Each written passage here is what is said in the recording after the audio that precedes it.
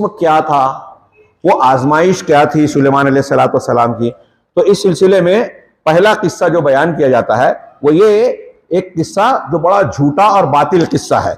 वो ये है कि क्या किस्सा तुम मकजूबतुम बातिलुन बातिलतुन ज़ुरुम व बोतान, ये झूठ और बोतान है, बातिल है और गढ़ा हुआ है। वो क्या है? लोग कहते हैं कि सुलेमान अलैहिस्सलाम की जो कुव्वत और ताकत थी, उनकी जो बादशाहत थी, वो उनकी अंगूठी में थी। हमारे यहाँ भी जादू टोना फूक झाड़ करने वाले सुलेमान अलैहिस्सलाम की अंगूठी का, नक्शे सुलेमानी का वो जिक्र करते हैं। हाँ, ये नक्शे सुलेमानी का जिक्र हम अगले दर्स में करेंगे जब जिन्नात का बयान आएगा। हाँ, तो ये अंगूठी वाली बात जो है ये बकवास है, बातिल है, झूठ है। तो कहते हैं कि हज़रत सुलेमान अलैहिस्सलाम की ताकत और कुव्वत जो ऐसी जबरदस्त बादशाहत मिली थी ना, उसका राज ये था कि उनकी ताकत और कुव्वत अंगूठी में थी। हाँ, लेकिन कह रहे हैं इसीलिए लोगों में जब ये बात मशहूर हो गई, वलिहाज़ इंद अन्नास खातम सुलेमान, इसीलिए लोगों में सुलेमान अलैहिस्सलाम की अंगूठी बड़ी मशहूर है। हाँ, और ये भी कहा जाता है कि हज़रत सुलेमान अलैहिस्सलाम इस अंगूठी के बगैर कुछ करने की ताकत नहीं रखते थे। जो कुछ उनकी सल्तनत और कुव्वत थी वो इस अंगूठी की वजह से थी। कह रहे हैं कि हज़रत सुलेमान अलैहिस्सलाम की ये अंगूठी उनकी असल ताकत का राज थी। लेकिन सुलेमान अलैहिस्सलाम हर वक्त इसे पहने रहा करते थे, लेकिन हम्माम में जाने के वक्त इसे उतार दिया करते थे। हम्माम में आप जाते तो आप इसे उतार देते थे। चांद से एक दिन आप हम्माम में जाने जब लगे तो इस अपनी बीवी को एक आता हो ज़ौजतहु जरादतन, हाँ, कह रहे हैं अपनी बीवी को जो है एक टिड्डी दी, हाँ, ये अता किया। चुनांचे शैतान उनके पास आया, वजा शैतान व तसव्वरा बिसूरत सुलेमान, और हज़रत सुलेमान अलैहिस्सलाम का रूप धार लिया। सुलेमान अलैहिस्सलाम की शक्ल इख्तियार करके उनकी बीवी के सामने और कहा कि वो अंगूठी कहाँ है। ये जो जरादा, अंगूठी की शक्ल को जरादा यहाँ कहा, हाँ, ये जो दिया था कि वो अंगूठी कहाँ है। चुनांचे जब सुलेमान अलैहिस्सलाम की शक्ल में आया तो उनकी बीवी ने वो अंगूठी उसको दे दी। चुनांचे उस शैतान ने अंगूठी पहन ली और पूरी सल्तनत और वो जो हुकूमत थी वो उस शैतान के हाथ में आ गई। हर कोई जो है उसकी खिदमत करने लगा और हवाओं पर इख्तियार और हर चीज पर इख्तियार जो हज़रत सुलेमान अलैहिस्सलाम को हासिल था वो उस शैतान को हासिल हो गया। अब सुलेमान अलैहिस्सलाम जब बाहर निकले और अपनी बीवी से पूछा कि अंगूठी कहाँ है, तो उसने कहा कि क्या तुमने मुझसे अंगूठी वापस नहीं ले ली। चुनांचे फज़हा मा यही अला वजही, तो हज़रत सुलेमान अलैहिस्सलाम उसके बाद जो है परेशान हाल जो है वो भटकने लगे और एक शैतान ने जो है एक लंबी मुद्दत तक जो है हुकूमत की।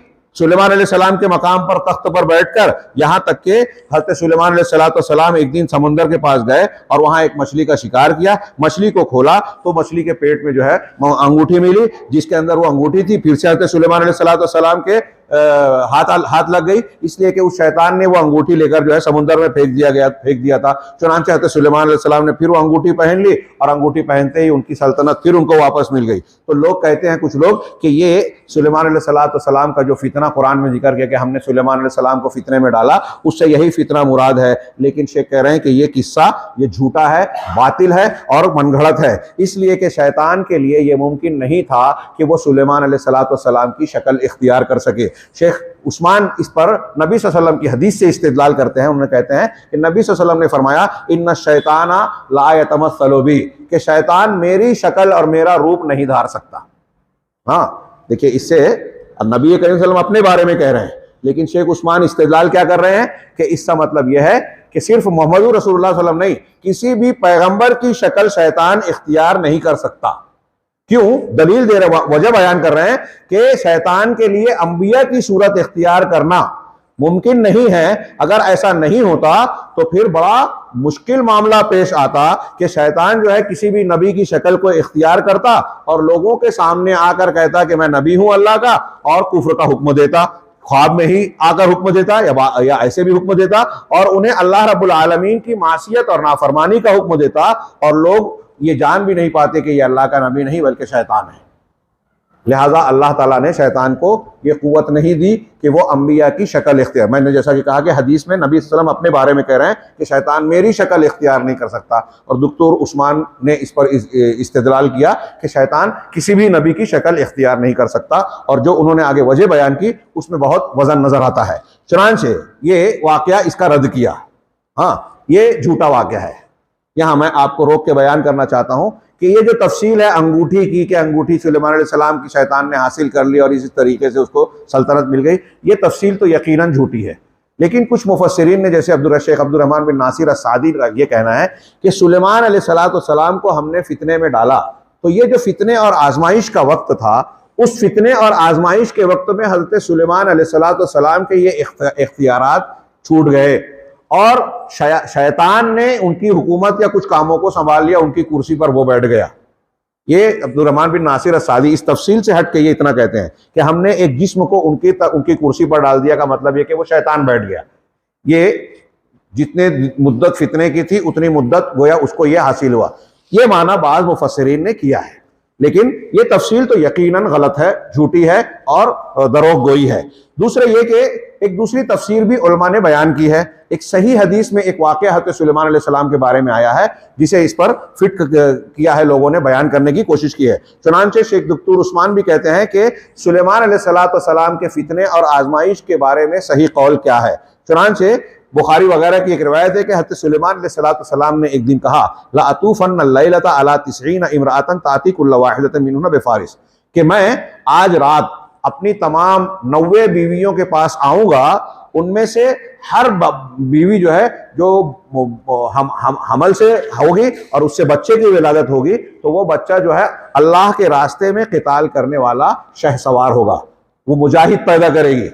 मैं अपनी तमाम 90, बाद रिवायतों में 70, बाद में 90 का जिक्र है, बीवियों के पास आऊँगा। हाँ, यानी अपनी बीवियों के पास मैं गर्दिश करूँगा आज रात में, उनके साथ जिस्मानी ताल्लुक़ कायम करूँगा, तो ऐसा मामला होगा। तो अल्लाह के रसूल सल्लल्लाहु अलैहि वसल्लम का इरशाद है कि हज़रत सुलेमान अलैहिस्सलाम ने जब ये बात कही तो इंशाअल्लाह नहीं कहा। आज रात मैं तमाम 90 बीवियों के पास जाऊँगा, 70 या 90, हर एक से जो है जो बच्चा पैदा होगा उसको मुजाहिद बनाऊँगा। तो अल्लाह के रसूल ने फरमाया कि जब हज़रत सुलेमान अलैहिस्सलाम ने ये बात कही तो इंशाअल्लाह नहीं कहा और इंशाअल्लाह कहना भूल गए। नतीजा क्या निकला? फ़वलदत वाहिदतुन मिनहुन्ना निस्फ़ इंसान। तो जो जितनी बीवियों के पास वो गए थे, किसी से बच्चा पैदा नहीं हुआ, एक औरत से हुआ भी तो वो नाकिस और अधूरा, आधा बच्चा हुआ और वो हमल गिर गया। ये बुखारी और मुस्लिम की रिवायत है। और यहाँ मैं ज़िम्नन जिक्र कर दूं कि बाज़ जो अकल परस्त जो हैं, मेरा ख्याल है मौलाना मौदूदी साहब और दूसरे कुछ लोग, इन हदीसों पर, ऐसी हदीसों पर सवाल उठाते हैं। अरे एक रात में कैसे एक आदमी जो है 90 बीवियों के पास जाएगा, कितना टाइम होता है, कितनी एक इंसान के अंदर ताकत होती है। तो ये अल्लाह तबारक व तआला की तरफ से अंबियाए कराम अलैहिस्सलाम को यूँ भी कुछ खुसूसियात दी जाती है और अंबियाए कराम को आम इंसानों के मुकाबले में आम हालात में भी क़ुव्वत होती है। अल्लाह के नबी जनाब मोहम्मद रसूलुल्लाह सल्लल्लाहु अलैहि वसल्लम, हाँ, कि खुराक कम थी, कई दिन का मुसलसल रोज़ा रखते थे, फिर भी आपको कितनी ताकत हासिल थी। आपके बारे में सही हदीसों से साबित है कि एक रात में एक ही गुस्ल करके आप अपनी 11 बीवियों के पास जाते थे कभी कभार, खास तौर से सफर से लौटने के बाद, एक ही रात में। कोई एक इंसान के लिए क्या ये आम मुमकिन है उमूमी तौर से? हाँ, तो ये अल्लाह के नबी हज़रत सुलेमान अलैहिस्सलाम भी पैगंबर थे, फिर उनको वक्त के साथ साथ, कुव्वत के साथ साथ अंबिया को औकात में भी बरकत दी गई। और हज़रत सुलेमान अलैहिस्सलाम के और भी कई मामलात ऐसे हैं, जैसे हवाओं पर काबू, ये अल्लाह की तरफ से खुसूसी इनाम है। यहाँ अपनी अक्ल में ला करके, अकल में नहीं आता हदीसों को रद्द करना, ये ईमानी तरीका बिल्कुल नहीं है, ये अहले सुन्नत का तरीका नहीं है।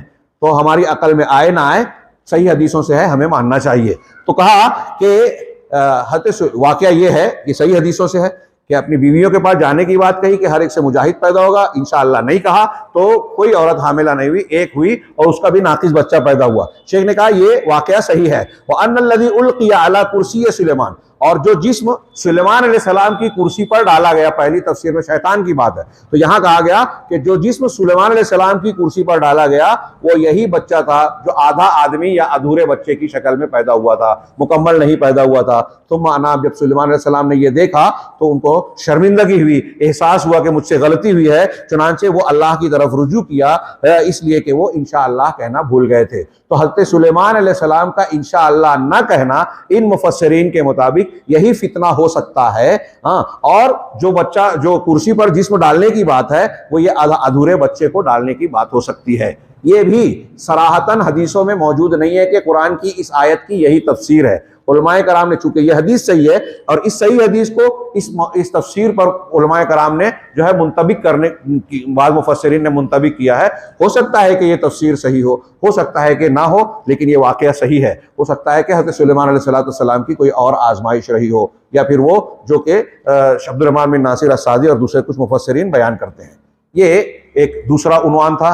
तीसरा टॉपिक जो है मैं सिर्फ जिक्र करके अगले हफ्ते के लिए, अगले दर्स के लिए छोड़ता हूं, वो ये है कि क्या सुलेमान अलैहिस्सलाम ने दुनिया को आखिरत पर तरजीह दी थी और दुनिया को चाहते थे?